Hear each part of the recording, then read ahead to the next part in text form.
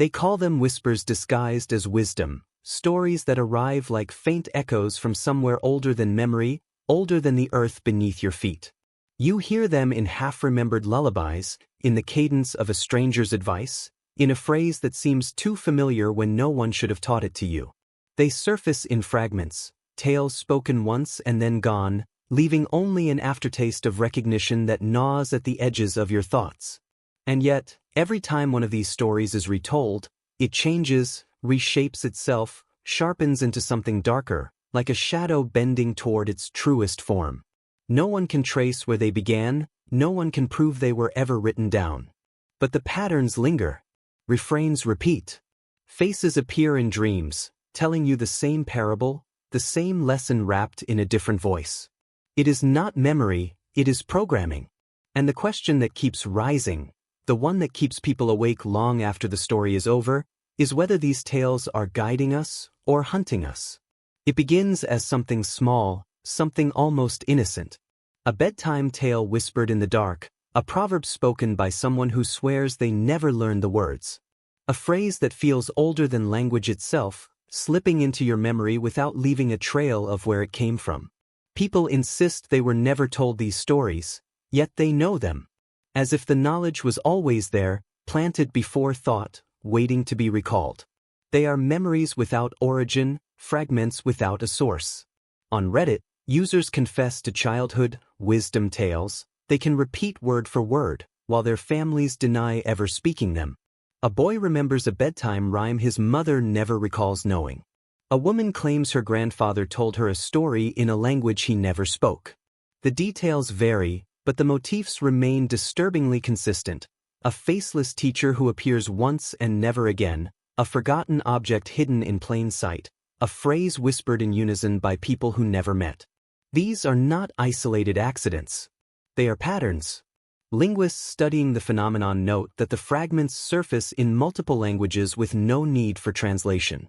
In Russian, in Hindi, in English, the rhythm of the words matches almost perfectly, as though the story exists beneath the surface of language, bending tongues to carry it forward. It does not adapt to culture. It replicates. Then the timeline fractures. Deep in digital archives, recordings from the 1950s carry the same phrases now resurfacing in online posts. Grainy children's broadcasts, faint voices reading lines no one admits to writing, echoing verbatim into the present day. The words appear decades apart, but unchanged, unbroken, immune to time. Psychologists have begun to call it a cultural virus, an idea with no author, a narrative without beginning. It survives not through memory, but through transmission. You don't choose to hear it. You don't choose to remember. The story tells itself, and you are only the vessel it passes through. And once you recognize its cadence, you can't forget it. You can only wonder who, or what, wanted you to know it in the first place. Every story is supposed to have an origin. A beginning you can point to, a trace that proves where it started. But when you dig into these tales, the trail collapses. The deeper you search, the less there is to find. Folklorists deny they exist. Archives show sudden gaps, references erased as if they were never written. Communities speak of the stories as if they arrived whole, complete, without evolution. Like waking up with a memory that doesn't belong to you, perfectly formed, slipped into place when no one was watching. Even the internet shows its scars. Wikipedia edits mentioning Whishdom appear briefly before being flagged as dubious folklore and deleted within hours. Yet fragments survive in the shadows of archive.org, snapshots of words someone didn't want left behind. The cycle repeats, the entries vanish, the memory persists. Something fights to disappear, but not completely. Through declassified files, traces of a mid-20th century government project emerge, an investigation into what they called unattributed proverbs. The reports are thin, heavily redacted. The project ends abruptly, its final conclusions blacked out, as if the very act of knowing was too dangerous to preserve. And yet, these motifs run deeper. Indigenous oral traditions describe figures and phrases that align eerily with Whishdom stories, predating Western contact by centuries. But their descriptions are warped, phrased in distinctly modern language, as if someone returned to rewrite their past. How does a story hundreds of years old echo a world that didn't yet exist? One folklorist's field notes survive, almost hidden between unrelated pages. In a moment of candor, he writes, "It feels staged, a transmission performed, but no one is the performer." The words read like a warning, like someone trying to name the unease we feel but cannot prove. Which leaves the question hanging in the silence. Did these stories ever truly originate, or were they planted, carefully, deliberately, as if seeded into memory for reasons we are never meant to see? The spread does not move in a straight line. It blooms outward like contagion, sudden and exponential.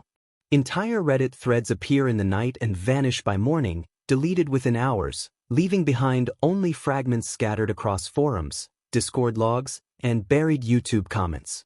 But the fragments never die. They migrate, slipping between platforms, carried by people who don't even realize they've become messengers. Some users claim they dream the same words. Others wake up with phrases already in their mouths, sentences that feel like they've been waiting inside them. The story doesn't just travel, it replicates. On /r/conspiracy, /r/unresolved mysteries, and hidden corners of late-night boards, people write of the same experience. Phrases that arrive fully formed, memories that feel implanted. One comment chain, erased within minutes, echoed the same metaphor across multiple users, a story that wants to be remembered. As if the tale itself were conscious, leaning against the edges of language, pressing to be spoken. The convergence is undeniable. Variations of the same motifs appear in Slavic fairy tales, in East Asian ghost stories, in American urban legends whispered around campfires. Distances collapse, cultures separated by centuries hum with the same refrains. It is not coincidence. It is recurrence, looping endlessly in different tongues, returning like an echo that refuses to fade. Psychologists note a disturbing trigger. Once the words are heard, the compulsion to repeat them becomes irresistible.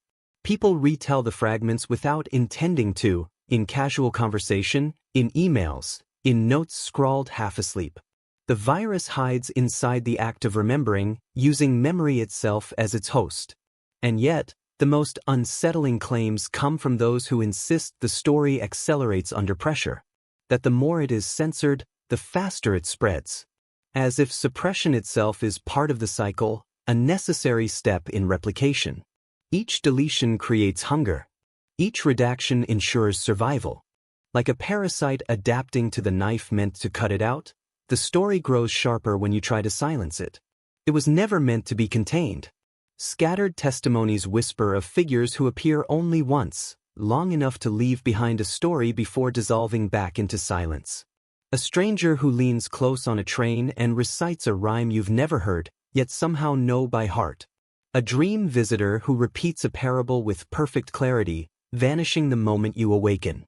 An anonymous voice riding the static of an untuned radio, carrying a message that feels both personal and ancient. They never stay. They never explain. They arrive only to deliver the fragment, then vanish like smoke. The witnesses never meet them again. And yet the descriptions match, faceless, nameless, eerily consistent. The question gnaws, who or what is instructing us? Across Reddit threads, scattered across years, strangers describe the same impossible encounter, being taught a rhyme by a man with no eyes. The details converge without collusion, his face blank, his presence fleeting, his words identical. It is as though a single figure drifts across minds, continents, and timelines, inserting the same piece of story wherever it passes. And when the accounts are compared, the chilling part is not just the repetition. It's the precision. The same pauses. The same cadence. The same emptiness where the eyes should be. This pattern bleeds into older, stranger lore. In UFO contact reports, witnesses often claim the beings they encountered didn't communicate in equations or maps or strategies, but in riddles. Short allegories. Parables recited like sacred scripts. They are delivered with no explanation, and then the messenger departs. No context, no reasoning, only fragments that settle in the mind like hooks.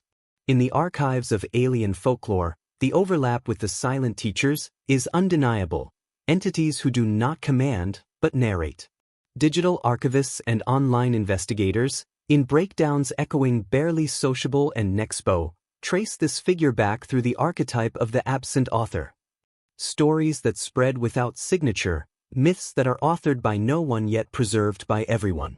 The teachers fit perfectly, an invisible hand that never signs its work, only passes it forward. The faceless deliverer of knowledge that cannot be sourced. Psychologists attempt to frame it differently, calling these teachers projections, fabrications the mind builds to make sense of implanted memory. If you wake with knowledge you cannot explain, the subconscious provides a character, teacher, to give it shape. Yet that theory collapses when strangers in different cultures, languages, and decades imagine the same exact figure. Shared delusion does not explain identical rhymes whispered by identical men who do not exist. And buried in the noise of declassified Cold War archives is a sliver that feels too precise to ignore. A project investigating story fragments as behavioral conditioning. Narratives stripped to their most viral form, designed to bypass resistance and linger in the psyche. Most of the conclusions are blacked out, pages reduced to ink and silence. But one annotation remains, scrawled in the margins of a redacted file. The story will not ask permission. It leaves behind a sick realization: maybe the teachers aren't human. Maybe they aren't projections. Maybe they are delivery systems, vessels through which the story ensures survival. They do not linger, they do not explain because they are not meant to. Their purpose is singular: to plant the seed, to keep the story alive. And once the fragment is inside you, the teacher is no longer needed. The story will take care of itself.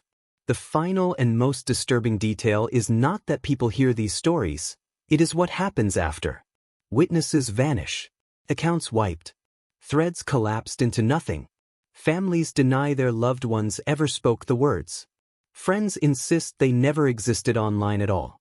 Yet the fragments survive, echoing in the mouths of strangers, resurfacing in places the originator never touched. It is as though the story survives by erasing its host, discarding the body while preserving the voice. Reddit is littered with half-frozen testimonies, users who post last fragments, claiming they must get the words out before deleting their accounts permanently. No explanation. No return. Their absence becomes louder than their presence, and yet their phrases are repeated by others who swear they never saw the original post. It's not just deletion. It's replacement. Entire YouTube channels have dissolved this way. Creators who whispered about Whishdom stories only once, before vanishing into silence. Their archives scrubbed, their uploads gone. Yet mirrors survive, scattered in obscure corners of the internet.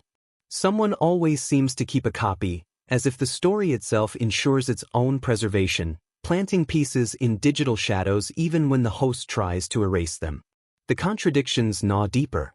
Researchers trace certain phrasing back across decades, only to discover it resurfacing word for word in the present, long after the so-called author has died.